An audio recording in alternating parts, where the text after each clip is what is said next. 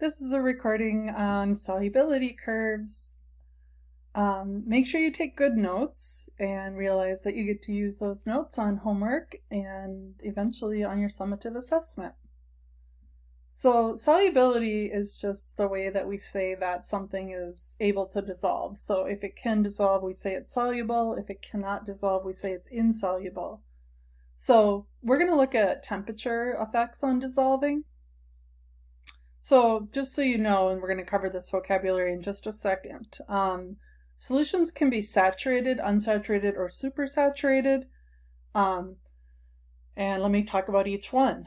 So if it's unsaturated, the solution doesn't have the maximum amount of solute at that given temperature in that amount of solvent. So like if I was making like a sugar solution, I would have added sugar, which would have been my solute, to my water, which is my solvent.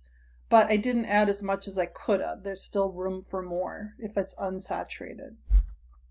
If it's a saturated solution, then the solution would be holding the maximum amount of solute at that given temperature for that amount of solvent.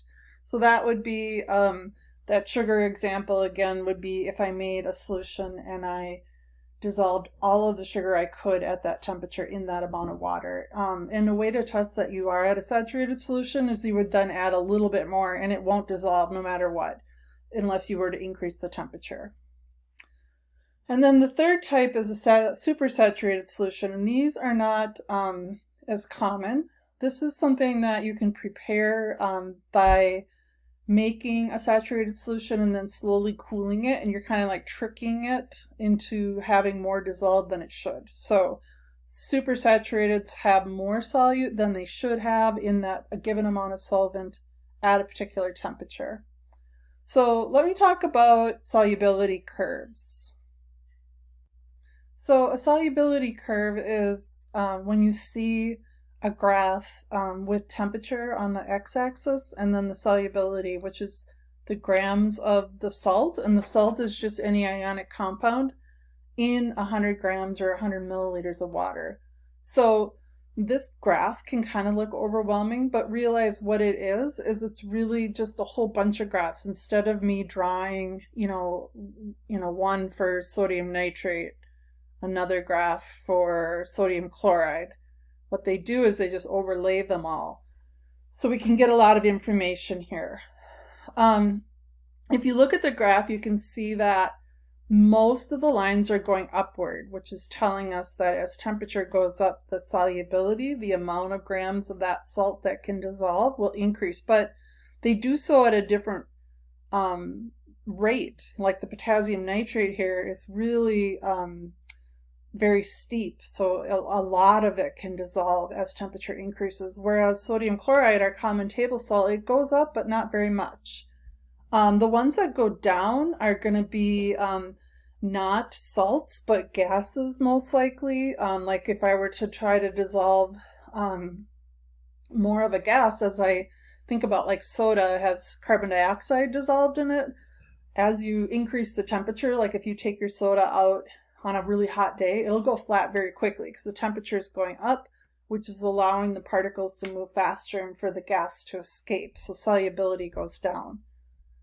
So the question that I have here is, if the amount of solute is below the line, what do you think that means? And what about if it's above the line? So what I mean by that is, what if I have at 50 degrees, I have 40 grams of potassium chloride in dissolved in 100 grams of water?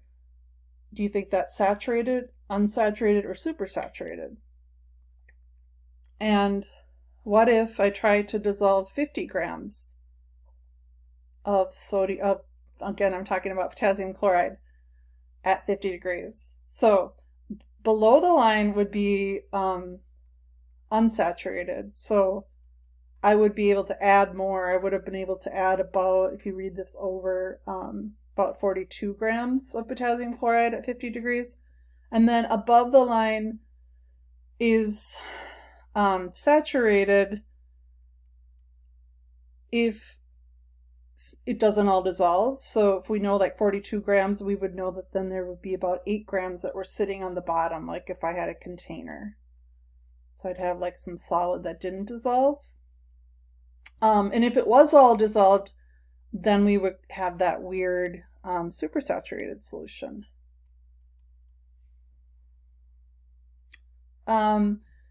So let's look at this question. So the solute, determining the amount of solute that can dissolve at a given temperature. So the first thing you want to do is find the one that you're talking about. So you want to ignore all the other lines. So if I'm dealing with the potassium nitrate, I'm only interested in this green line. I'm just going to ignore everything else.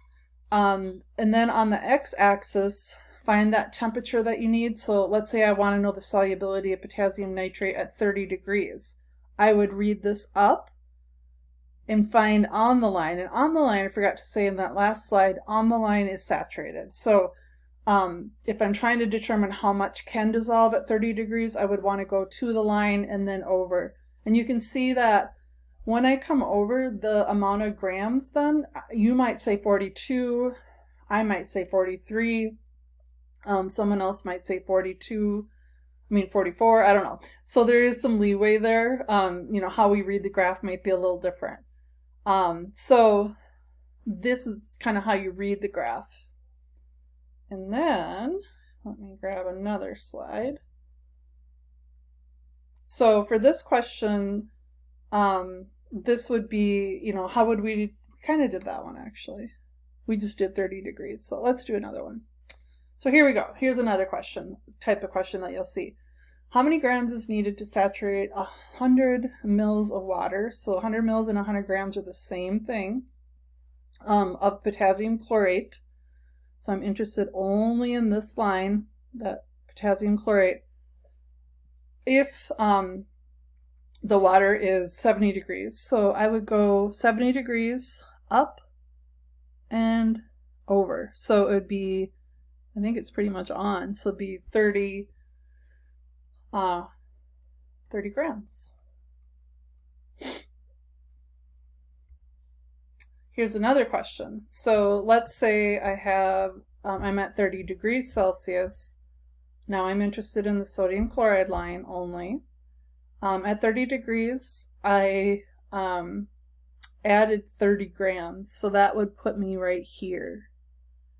So is the solution now, so I add it at 30 degrees, I have 30 grams of sodium chloride, and this light blue line or aqua line is the sodium chloride. So really, I could have dissolved about 34 grams. So I didn't add all of the amount that I could have. So this would be considered an unsaturated solution. And you can actually then calculate the amount, so if I said it was 34 or 35 and it could have held 30, then there could have been 5 more grams added. I think I have one more question. So one last question. Now we're going to talk about the potassium dichromate line, which is right here, the purple, at 50 degrees. Let's read it. 50 degrees. It looks like 30 grams of this potassium dichromate could dissolve. So the question is, can the 40 grams dissolve? So you always want to read the graph and then kind of compare it to the question. So the answer is no, it's not going to all dissolve. And you're going to end up with about 10 grams of extra. I've got lots of typos in here that I'm going to fix. So that is all I have for now. I hope that helps. So anyways, let me know if you have any questions.